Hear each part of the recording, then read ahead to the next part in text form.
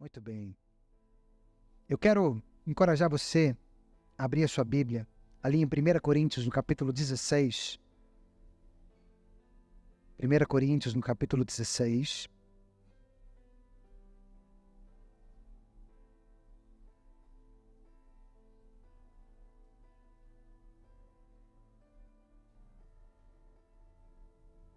Nós vamos ler aqui a partir do versículo 5.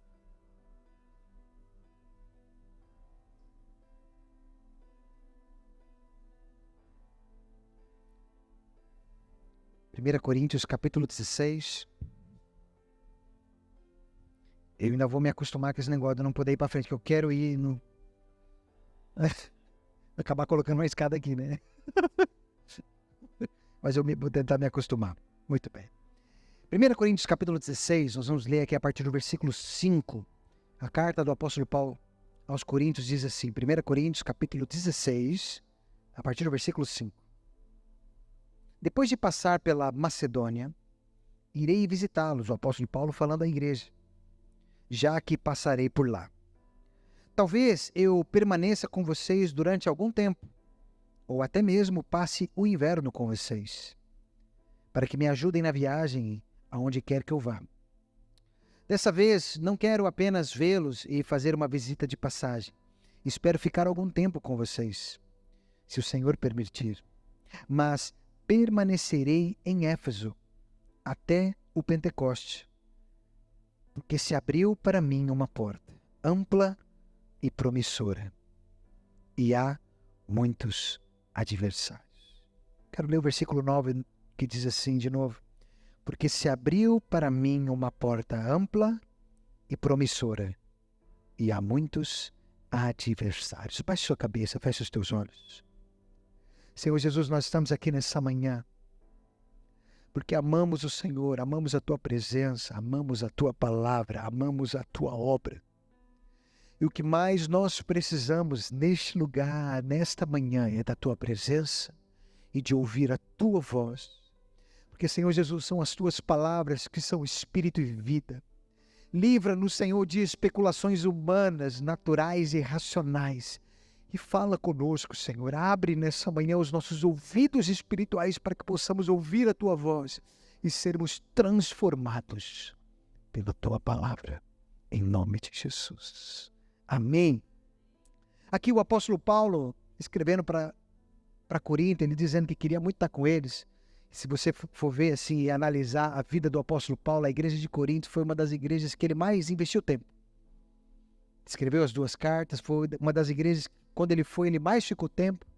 Os teólogos dizem que ele ficou cerca de 1 ano e meio depois de estabelecer essa igreja.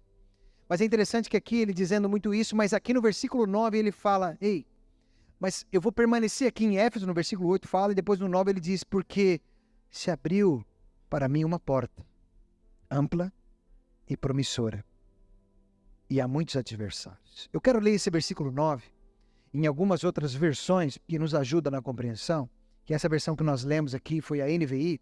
Na revista atualizada diz assim, porque uma porta grande e oportuna para o trabalho se me abriu, e há muitos adversários. Na nova versão transformadora diz assim, há uma porta inteiramente aberta para realizar um grande trabalho aqui, ainda que muitos se oponham a mim. Na versão O Livro diz assim, porque existe uma porta bem aberta para fazer um grande trabalho aqui, e muitas pessoas estão a corresponder, o que não impede que haja muitos inimigos. Deixa eu te dizer uma coisa aqui, e eu quero justamente falar sobre isso. Nós temos, no final do mês, nós teremos a nossa conferência, e ela tem um tema. E o tema da conferência é Portas que nos levam além. Baseado naquele texto de Apocalipse, onde João viu uma porta aberta no céu e o anjo chamou para lá e ele subiu. E o que ele viu ali, ao entrar por aquela porta, foi revelador. Ao longo da história, ao longo da palavra de Deus, nós vemos que Deus, ele é o Deus que abre muitas portas. E fecha também. E é interessante que o apóstolo Paulo, ele fala aqui que uma grande porta se abriu para ele. Na versão NVI fala que uma porta ampla e promissora, isso é, que promete. Vamos imaginar você na sua vida abrir uma grande oportunidade, quer seja de trabalho, quer seja da família, às vezes de mudança para uma casa maior, às vezes de mudança de um trabalho maior. Mas de repente você descobre que nessa mudança vão ter lutas e resistências. Vou te fazer uma pergunta. Você entraria por essa porta, sim ou não? Você ficar até na dúvida. Porque muitas vezes nós fomos criados com uma ideia do que, tipo assim, tem pessoas que tudo que é de ruim, elas atribuem ao diabo. Já viu gente assim? Eu estava indo para a igreja, o semáforo fechou, o diabo se levantou. Eu estava aí, meu pneu furou, o diabo está furioso. Tudo é o diabo. Mas deixa eu te falar, nem tudo é o diabo. O apóstolo Paulo está dizendo aqui que uma porta se abriu, mas que havia resistências, havia adversidades. Mas ainda assim, ele entrou por essa porta. Ele ficou ali por causa dessa porta. E muitas vezes Deus abre portas para nós. Eu creio que esse lugar aqui, Deus abriu uma grande porta para nós, sim ou não? Mas não significa que vai ser fácil. Não, que tem gente que tem aquela ideia fantasiosa de que tudo é a mil maravilhas. Deixa eu te dizer uma coisa. Quanto serve o Senhor aqui? O Senhor, Ele cuida de nós, Ele nos protege, Ele nos guarda. Mas nós continuamos num mundo caído. Um mundo que tem problema, sim ou não? Um mundo que tem doença, sim ou não? Tem gente que acha que cristão não fica doente. Tá aí a Amélia aqui, ó. Tudo bem que essa doença aí é outra coisa, é uma tábua que caiu no dedo, né? Isso é de fazer obra, né? Toda a gente tá com alguma magoada em algum lugar. A Ana cortou a mão, eu com esses cabos de aço aqui também com as minhas mãos tudo furadas. Cada um fez alguma coisa. Mas assim, nós estamos num mundo caído. Um mundo que as pessoas ficam doentes. Num mundo que tem gente louca. Você conhece gente louca? Sabe que uma vez saiu uma pesquisa que diz que 4% da população mundial é considerada louca. Somos nós? Não, meu Deus. Pode ser louco, mas bobo não é, porque não quer ir para o inferno. Aleluia. 4%, isso é, de cada 100 pessoas, 4 não bate muito bem. Isso é, nós temos gente louca, que às vezes a gente convive, sim ou não? Nós estamos num mundo caído.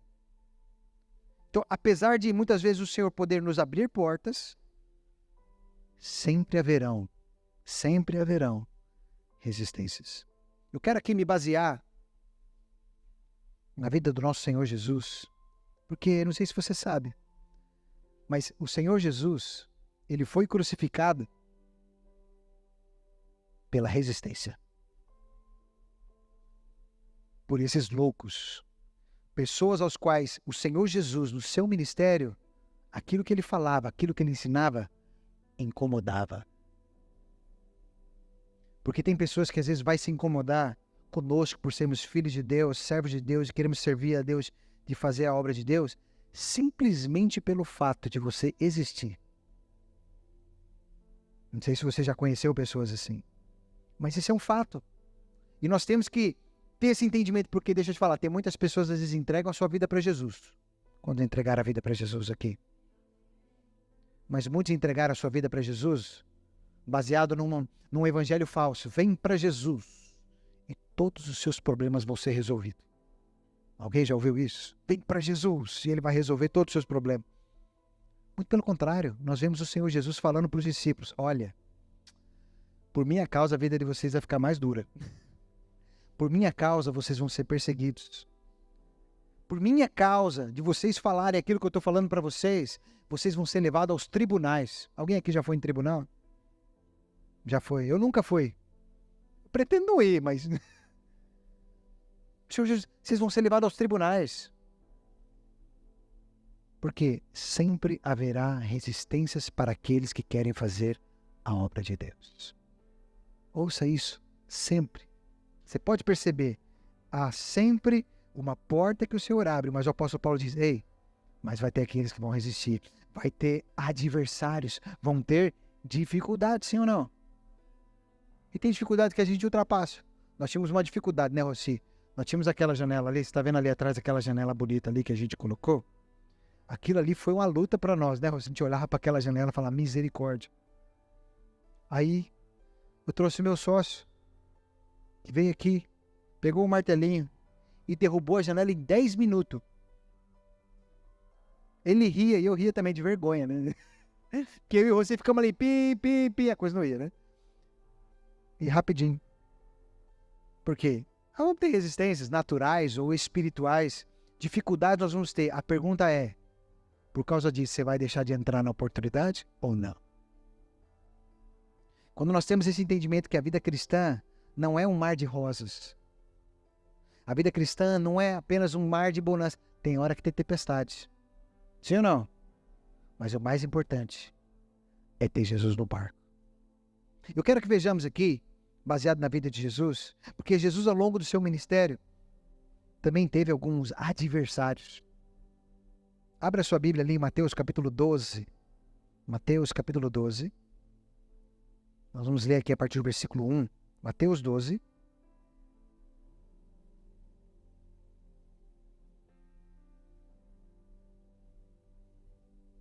Nós vamos ler a partir do versículo 1. Que aqui já demonstra um dos tipos de adversários a qual Jesus enfrentou no seu ministério. Olha só. Naquela ocasião, Jesus passou pelas lavouras de cereais no sábado. Seus discípulos estavam com fome e começaram a colher espigas para comê-las.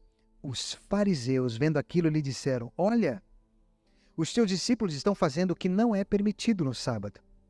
Ele respondeu: Vocês não leram o que fez Davi quando ele e seus companheiros estavam com fome? Ele entrou na casa de Deus e, junto com seus companheiros, comeu os pães da presença, o que não lhes era permitido fazer, mas apenas aos sacerdotes? Ou vocês não leram na lei que, no sábado, os sacerdotes no templo profanam esse dia e, contudo, ficam sem culpa? Eu digo a vocês que aqui está o que é maior do que o templo. Se vocês soubessem o que significam essas palavras, desejo misericórdia e não sacrifícios, não teriam condenado inocentes, pois o Filho do Homem é Senhor do sábado. Saindo daquele lugar, dirigiu-se à sinagoga deles, e estava ali um homem com uma das mãos atrofiadas. Procurando um motivo para acusar Jesus, eles lhe perguntaram: É permitido curar no sábado? Ele lhe respondeu: Qual de vocês, se tiver uma ovelha e ela cair num buraco no sábado, não irá pegá-la e tirá-la de lá? Quanto mais vale um homem do que uma ovelha. Portanto, é permitido fazer o bem no sábado. Então ele disse ao homem: Estenda a mão. Ele a estendeu, e ela ficou restaurada e ficou boa como a outra. Então, os fariseus saíram e começaram a conspirar sobre como poderiam matar Jesus. Nós vemos aqui uma situação na vida de Jesus. Jesus fez o bem, sim ou não? Os discípulos com fome comeram. Aquele homem com a mão atrofiada, o Senhor Jesus o curou. E os fariseus, na sua cabeça limitada, por mais que os fariseus, no coração deles, eles tinham um entendimento baseado naquilo que eles aprenderam, que eles estavam fazendo certo, sim ou não? Baseado ali na lei de Moisés, de guardar o sábado, que não poderia trabalhar. Mas o Senhor queria os levar além. Ei, que é maior, é o sábado? Ou é o homem a qual o Senhor quer cuidar? E o Senhor diz: ei, o homem é muito mais importante. Por isso é permitido sim curar no sábado. Foi lá e curou o homem. Mas por causa da cabeça limitada dos fariseus, fechadas e não crerem em Jesus, começaram a conspirar para querer matar Jesus. Apesar de Jesus apenas estar a fazer o bem. Sim ou não? Mesmo quando nós buscamos fazer aquilo que é certo, buscamos a fazer aquilo que é o mais correto possível, sempre haverá alguém, sempre haverá algo, algum fariseu, que vai querer conspirar para, de alguma forma, destruir a obra de Jesus. Mas fala para o irmão que está do seu lado: Deus tem te chamado para vencer essas dificuldades. Aleluia! Nós vamos ter muitas vezes resistência para fazer a obra de Deus. Jesus teve. Se Jesus teve, você acha que nós não vamos ter? Sim ou não? Oh, meu Deus, mas nós vamos vencer em nome de Jesus. Uma outra resistência, vai lá para Mateus capítulo 2. Nós vamos ler o versículo 13. Mateus 2. Nós vamos ler o versículo 13. Olha só o que aconteceu aqui. Mateus 2,13 diz assim: Depois que partiram, um anjo do Senhor apareceu a José e em um sonho ele disse: Levante-se, tome o menino, falando de Jesus, e sua mãe, e fuja para o Egito. Fique lá, até que eu diga, que era o rei ali da época, vai procurar o menino para matá-lo. Então ele se levantou, tomou o menino e sua mãe durante a noite e partiu para o Egito, onde ficou até a morte de Herodes. E assim se cumpriu o que o Senhor tinha dito pelo profeta: do Egito chamei o meu filho. Quando Herodes percebeu que havia sido enganado pelos magos, ficou furioso e ordenou que matassem todos os meninos de 2 anos para baixo em Belém e nas proximidades, de acordo com a informação que havia obtido dos magos. Aqui nós temos o rei Herodes. Você deve conhecer a história do nascimento de Jesus. Os magos tinham dito para ele: olha, nasceu o rei dos judeus. E Herodes se sentiu ameaçado. Peraí, o rei aqui sou eu. E por isso ele quis matar Jesus. Sempre tem aquela autoridade que se sente ameaçado por uma obra de Jesus e vai tentar de alguma forma destruir. Tentou matar Jesus aqui. Mas ainda assim o anjo do Senhor, o enviado do Senhor, foi lá para guardar. Porque o Senhor sempre guarda os seus filhos. Quantos são guardados aqui pelo Senhor? Somos filhos de Deus, nós somos guardados por Ele, protegidos por Ele. Ele tem cuidado de nós. Nós temos nos disposto para realizar a obra de Jesus. E a nossa vida está nas mãos dele. Amém? Aleluia, aleluia. Agora, diante desses adversários, como vencê-los? Porque deixa eu te falar, olha aqui para mim. Muitas dessas coisas são às vezes pressões emocionais, pressões à volta, que fala, meu Deus, como é que eu venço isso? De falar, não vejo saída. Jesus, por várias vezes tentaram matar Jesus, e Jesus saiu de todas elas, exceto no momento que ele dizia, ainda não é o tempo, agora é o tempo, e só foi o tempo quando ele foi crucificado. O apóstolo Paulo, lá em Efésios capítulo 6, eu quero encorajar você a abrir sua Bíblia aí em Efésios 6. Aqui o apóstolo Paulo, ele fala sobre as armas da nossa milícia. E olha aqui para mim, o Senhor vai nos abrir muitas portas, Ele já tem aberto e vai abrir muito mais. Mas nós teremos adversários, teremos lutas, mas nós precisamos saber usar as armas certas. Efésios capítulo 6, eu quero ler aqui a partir do versículo 10, que diz assim, Efésios 6:10, finalmente, fortaleçam-se no Senhor e na força do seu poder. Olha aqui para mim. Hoje, essa época, nos últimos anos, tem aumentado muito no meio dos cristãos e até mesmo no meio dos pastores. Cristãos cansados, cristãos doentes, fadigados, pastores que até conheço com aquela síndrome de burnout, não sei quando já ouviram falar, que é o esgotamento.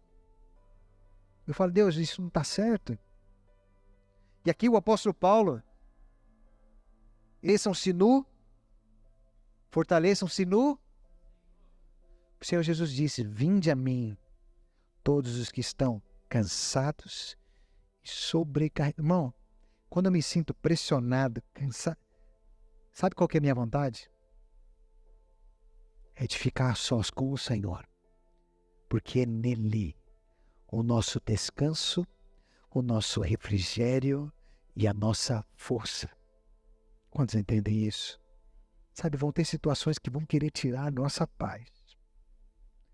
Mas aí é o momento onde nós devemos correr para os pés do Senhor Jesus e falar, Senhor, estou a me sentir cansado, estou a me sentir sobrecarregado. Mas é a tua presença, é a tua palavra, é no Senhor que eu me fortaleço. Amém? Fala para o irmão que está do seu lado, fortaleça-se no Senhor. Aleluia! E ele continua dizendo no versículo 11, vistam-se de toda a armadura de Deus para poderem ficar firmes contra as ciladas do diabo. Porque o diabo, ele vai enviar a pessoa para querer nos atormentar, sim ou não? Já teve algum enviado do inferno na sua vida?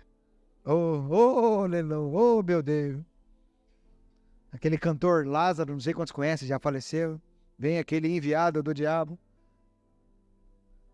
Mas a palavra diz que a nossa luta não é contra a carne, não é contra as pessoas. A nossa luta não é contra o nosso cônjuge. ou com o nosso pessoal do trabalho, a nossa luta não é contra carne nem sangue. Nós vamos ler isso. Vamos lá.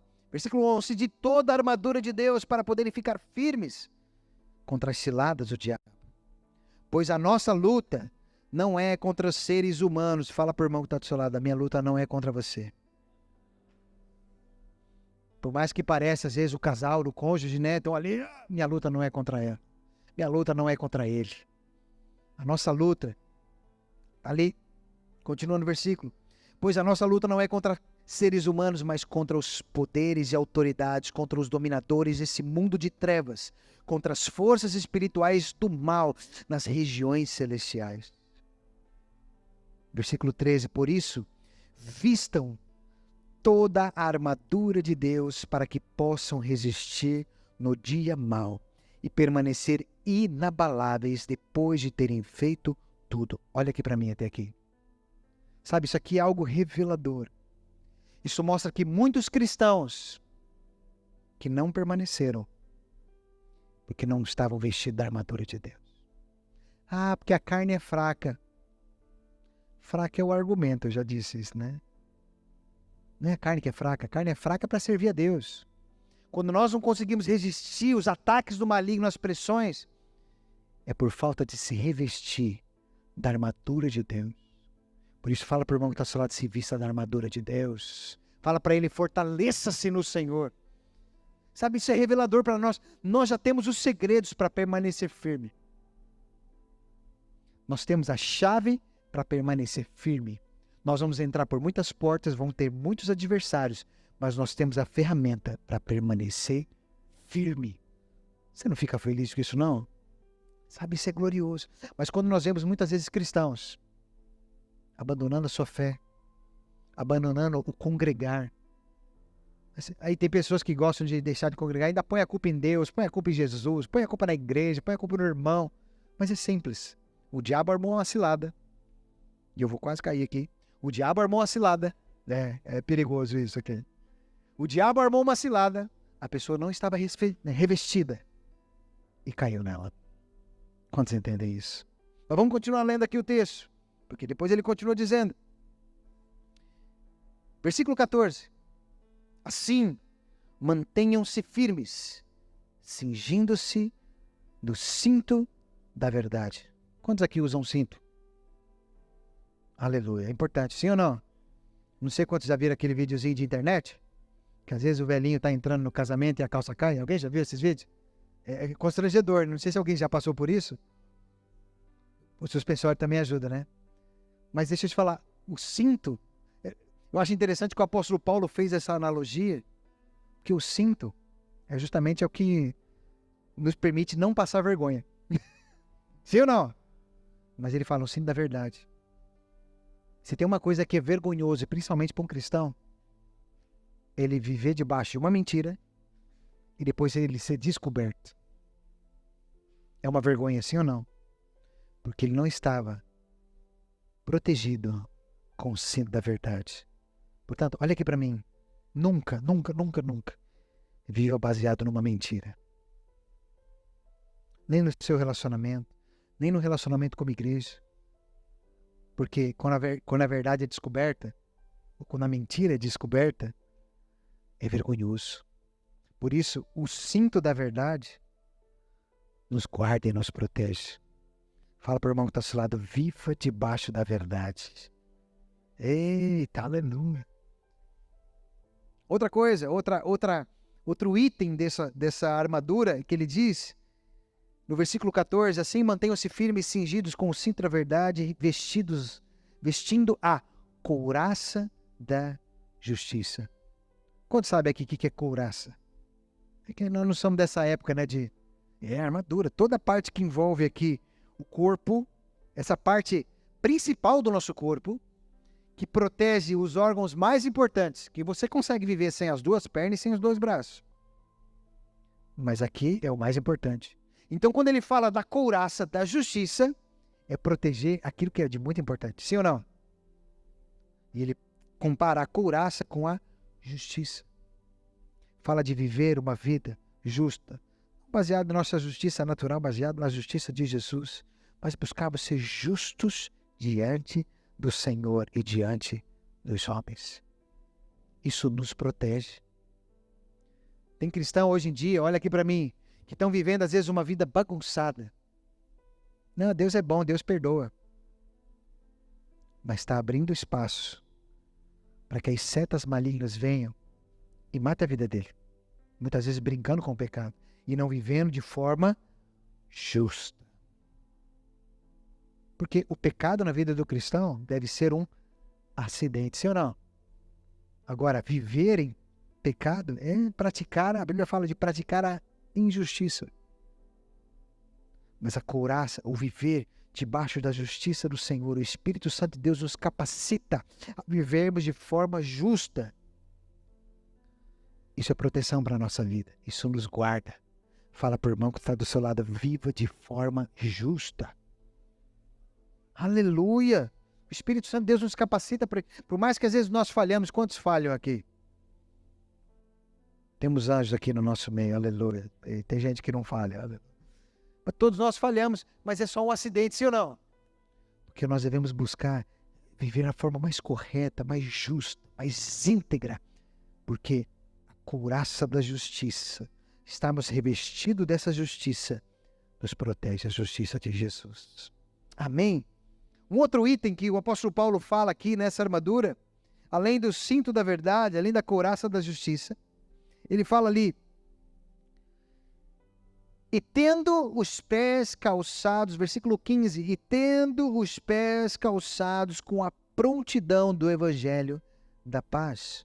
Ele fala, né, a versão revista atualizada chama de sandália, sandália do evangelho da paz. Porque todo filho de Deus é chamado por Deus para caminhar, para pregar o evangelho. Você crê que você foi chamado pelo Senhor para pregar o evangelho, amém? Então tá ali, pregar o evangelho. Você está ali revestido o seu pé para que você possa caminhar e levar o evangelho por onde for, por onde você for, anunciar a mensagem do evangelho da paz por onde nós formos. Amém? Aleluia. Um outro item, que o apóstolo Paulo fala ali no versículo 15, ele diz assim, versículo 16, além disso, usem o escudo da fé, com o qual vocês poderão apagar todas as setas inflamadas do maligno. Se nós pudéssemos pegar essa palavra seta inflamada, nada mais é do que uma flecha com veneno. Ele está dizendo que é o escudo da fé é que nos protege disso. Hebreus capítulo 11, ele define o que é fé. Fé é a certeza das coisas que se esperam e a convicção de fatos que não se veem. Quando nós cremos, nós estamos protegidos. Ainda que o diabo queira lançar setas, a nossa fé nos protege disso. Agora, sabe qual que é o contrário da fé? A dúvida. O medo. Porque quem tem dúvida, não tem fé. Quem tem o medo, não tem fé. E a fé é o que nos protege. Quando o diabo vê alguém que duvida, ele pega ele. Nós conhecemos a história de quando Jesus andou sobre as águas e ele chamou Pedro, sim ou não? Quantos conhecem a história? Né? E Jesus chamou Pedro e Pedro começou a andar sobre as águas, sim ou não? Sim, aleluia. Mas diz que ele começou a olhar à volta e diz que teve medo e depois Jesus disse para ele, por que você duvidou? Porque medo e dúvida é o oposto da fé. Quando nós cremos, nós estamos protegidos. Nós andamos no sobrenatural. Nós andamos e vivemos milagres. Mas quando há medo e quando há dúvida, a gente afunda. Por isso que o apóstolo Paulo fala sobre o escudo da fé. Porque, meu irmão, quando nós temos fé, Jesus ele disse, olha, se tiver fé do tamanho de um grão de mostarda, você pode mover montanhas. Ele disse, tudo é possível ao que? Tudo é possível ao que crê. O que nós precisamos é crer. E deixa eu te dizer uma coisa. É impossível nós realizarmos a obra de Deus sem a fé. Nós estamos aqui. Esse lugar, o lugar está bonito. Está bonito ou não está? Aleluia, os nossos pintores. Ontem o Gabriel parecia o Picasso ali, que o pessoal falou com o pincelzinho assim. Fininho, fazendo os acabamentos. Mas deixa eu te falar. Antes disso tudo existir, não tinha nada aqui, não tinha nada no outro. Tinha eu, a Diane, o Daniel, o Dilo, o Duarte na barriga e a Jéssica, minha irmã. Não tinha. Nós tínhamos uma palavra e andamos firmados, fé, crendo nessa palavra. Deus disse, se creres, verás. Nós cremos. Hoje nós estamos vendo e cremos que vamos ver muito mais. Mas a obra de Deus, ela não é realizada por vista, é realizada pela fé. Amém? Sabe, eu já disse isso outras vezes lá e vou dizer aqui. Nós seremos das maiores igrejas de Portugal. Não é por causa de que, não, nós só queremos alcançar muita gente para Jesus. E queremos cuidar dela, sim ou não? Isso não tem nada a ver comigo, isso tem a ver com a obra do Senhor. Porque um dia, né, Pedro, daqui 100 anos nós não vamos estar mais aqui. Quem sabe? Aleluia. Amém. De Jesus amado. Mas a obra de Deus vai continuar. A obra, porque essa obra é de Deus. E para nós realizarmos a obra de Deus, nós simplesmente precisamos crer. Onde nós podemos estar com os olhos fechados e ouvirmos a voz do Senhor dizendo, filho, pode ir, dá o passo. Pai, mas eu não estou vendo com os meus olhos, mas com os olhos da fé eu creio que se o Senhor disse para eu ir, eu posso ir. Essa é a fé. Quando nós temos essa fé, o diabo pode vir com tudo. Com flecha, atacando tudo. Ele não acerta. Quando você entende isso? Fala para o irmão que está ao seu lado, tenha fé. Nós precisamos ter fé. A fé nos protege. A fé é a nossa proteção. Tem muito crente doente, crente morrendo por falta de fé. Não sei quando já contei essa história algumas vezes, mas isso revela muitas vezes como nós não cremos. Aquela história de que havia uma cidade onde já não chovia há muito tempo. Eles estavam numa seca terrível e a igreja decidiu subir um monte para orar para chover. Alguém já orou para chover aí? E foi a igreja lá se reunir para orar. Aí chegou uma senhorinha com um guarda-chuva. E o pessoal olhando e falou, tadinha, é doida. Não chove há um tempão, ela leva guarda-chuva. E ela virou e olhou, mas nós não vamos orar para chover? Porque falar é fácil, o crer é outra história. Nós precisamos crer. Crer é como Noé, que construiu um barco. Não sei se você sabe, mas antes de Noé nunca tinha chovido. Você sabe o que é você, num lugar onde nunca choveu, construir um barco que leva 100 anos para construir, dizendo para os todos, é porque vai chover. O pessoal devia pensar, rapaz, esse velhinho tá doido? Ele deve ter batido com o martelo na cabeça? Mas isso é fé.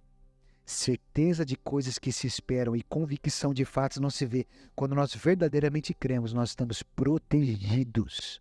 É o escutar a fé. Amém? Aleluia. Um outro item que o apóstolo Paulo fala, para a gente poder orar, participar da mesa do Senhor, que está em algum lugar por aí. Aleluia. Está por aí. Está lá. Está aqui? Onde? Está aqui. O outro não está aqui, mas está aqui. Aleluia. O outro que o apóstolo Paulo fala, olha só o versículo 17, ele diz, usem o capacete da salvação. Quantos creem que são salvos aqui? Como é que você sabe? Você recebeu no seu e-mail aí uma notificação dizendo, está confirmado o seu... Um anjo apareceu para você, filho, seu lugar está garantido, está aqui a senha, quando você chegar lá, você apresenta. Alguém recebeu? Não.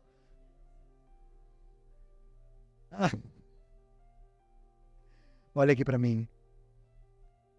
Quando nós temos a certeza da nossa salvação e entendemos que a salvação não é por causa de nós, não é por causa das nossas obras. A palavra de Deus diz que a salvação é pela graça mediante a fé, não por obras para que ninguém se glorie.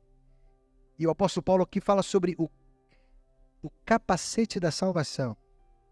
Alguém aqui já usou esses capacetes de armadura?